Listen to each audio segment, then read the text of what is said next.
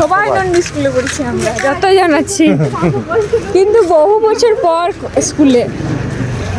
আদৌ ঢুকতে দিবে তো পূর্বা? ঢুকেতে গেল আর কি ঢুকতে দিবে না নাই।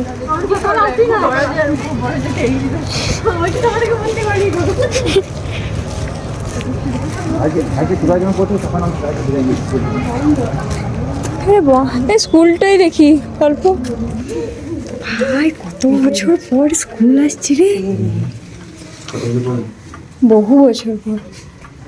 খুব সুন্দর মূর্তিটা, আলাদাই শান্তি লাগে। সকাল থেকে আসবাস করে আসিনি। আমাদের নন্দী হাই স্কুল, বহু বছর পর, বহু বছর। হ্যাঁ স্যার। পূর্বা কেমন ফিলিংস হচ্ছে বল? ভাই দারুণ দারুণ।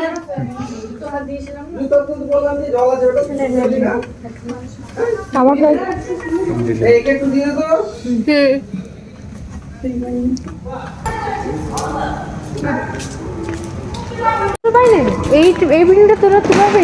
আমি এই বিল্ডিংটা মানে তুলা দেখেছি, এই বিল্ডিংটা তুলা দেখেছি, কিন্তু মানে কোনোদিন আমাদের ক্লাস হয়নি। এই জায়গায় গেলে আমরা পাই না কিছু। হ্যাঁ, তা প্রোগ্রামও দেখে সব বসে। কত চেঞ্জ হয়ে গেছে। ক্লাস 9-এ আমাদের এই রুমটা ছিল, বেঞ্চ বার করে করে প্রোগ্রাম দেখতে। তোদের আমাদের এই রুমটা ছিল ক্লাস 9-এ। এটা ছিল। হ্যাঁ হ্যাঁ হ্যাঁ, না আমাদের এটা ছিল। তোদের এটা ছিল, আমাদের এটাই ছিল। ক্লাস 9 আর ক্লাস 10 একবার লাইভ মেট ওইটা হয়েছিল, আর একবার এই দিকটা হয়েছিল। ভালো হলো, ঘোরা হলো। এইখানে যে স্যাররা বসে থাকতো। হ্যাঁ হ্যাঁ, স্টাফ রুম। এইটা এখন কি ল্যাব হয়ে গেছে নাকি রে? না না, ল্যাব পড়ে। এই তো ফিজিক্স ল্যাব লেখা আছে যে, পুরনো লেখা আছে ওগুলো। না না, আমি এখানে ল্যাব পড়ছি, এখানে ফিজিক্স ল্যাব, ওখানে কেমিস্ট্রি ল্যাব। এইখানে আমরা ফটো তুলি।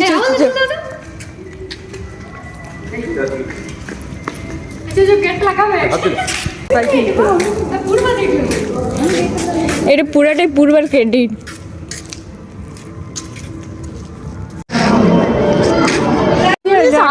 সত্যি নন্দী স্কুল যেই কিন্তু বেশি ভালো লাগছে বল। চল এখানে ফটো তুলি। স্কুল থেকে বেরিয়ে লাইব্রেরি ঠাকুরটা দেখার পরে সময় হয়ে গেছিল পূর্বাদের বাড়ির সামনে ঠাকুরটা দেখার। ওখান থেকে ঠাকুর দেখে পূর্বাকে টাটা করে চলে এসেছিলাম আমাদের জগদ্ধাত্রী মন্দিরের কাছে। ওখানেও কিন্তু সরস্বতী ঠাকুর রয়েছে, ঠাকুরটাও ভালো হয়েছে, প্যান্ডেলটাও ভালো হয়েছে। ওখানে মাকে প্রণাম করে তারপর আমরা বাড়ি চলে আসি।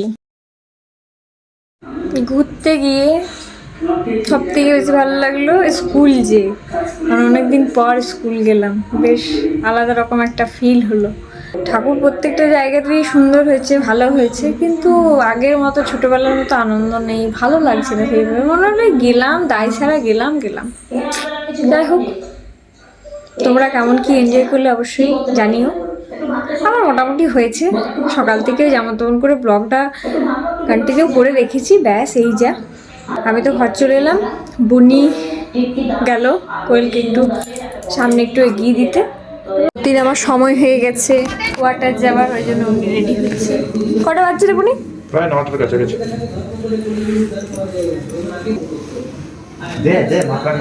লে লে লে দে বলছে তো লে বলবো রে। কি করে জানবো তুমি ওয়াকে বলছো? আমি তোমাকে বলতে পারি, বলতেও পারে, কোনো ভরসা আছে? রাহুল লাইট বেশি তুই তো সব কিছু বুঝি বলবো না, আমি বুঝতে পারবো। এখন আমার বাজার, আমি বলবো। আমার আসবে সময়, ওর আসবে তখন মনে দিদি। আমি ছোট্ট থেকে দিদি আর আমি একসাথেই ঘুমোই, তো তখন থেকে দিদি বিছানা গোছাবে, আমি শুয়ে পড়বো, এরকম একটা ব্যাপার ছিল। বিছানা গুছাবো, বিছানা ঝাড়, মশারি টাঙাবো, মানে এইগুলো সব ব্যাপার ছিল। কিন্তু আমি করতে পারবো না, এটা আমার মানে ভালো লাগে না। আমার কিছু করতেই ভালো লাগে না, ভালো লাগে কি সেইটা হচ্ছে কথা।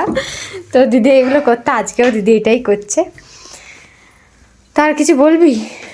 বলতে আমাদের খাওয়া হয়ে গেছে। আসলে গল্প করে কোনো কিছু সেইভাবে আমি দেখাতেই পাচ্ছি না, এত গল্প করছি বুনির সাথে, বাড়ির সবার সাথে, ওই জন্য আর দেখানো হয়নি। কি খেলাম? রুটি, বাঁধাকপির তরকারি, মিষ্টি, আর ও খেয়েছে ভাত, বাঁধাকপির তরকারি, আর কিছু না, আর কিছু খাইনি। তো আজকের ভিডিও পর্যন্ত। যদি না করে তবুও একটা ক্লিপ তুলে রাখবি, ঠিক আছে? তুই নিজেকেও দেখা তো। ঠিক আছে, এই ভিডিওটা এই পর্যন্ত। ভিডিওটা ভালো লাগলে অবশ্যই লাইক করে দিও। আর ঠিক মতো প্রপারভাবে ভিডিও করতে পারছি না, কারণ আমি নন্ডি এলে আর আমরা একসাথে থাকলে আমরা বেশি গল্প করতেই পছন্দ করি, ভিডিও ফোন ঘাটা এইসব অত পছন্দ করি না। ফোন ঘাটলেও সিরিয়াল দেখলেও একসাথেই দেখি। তো চলো, রাধে রাধে সকলকে।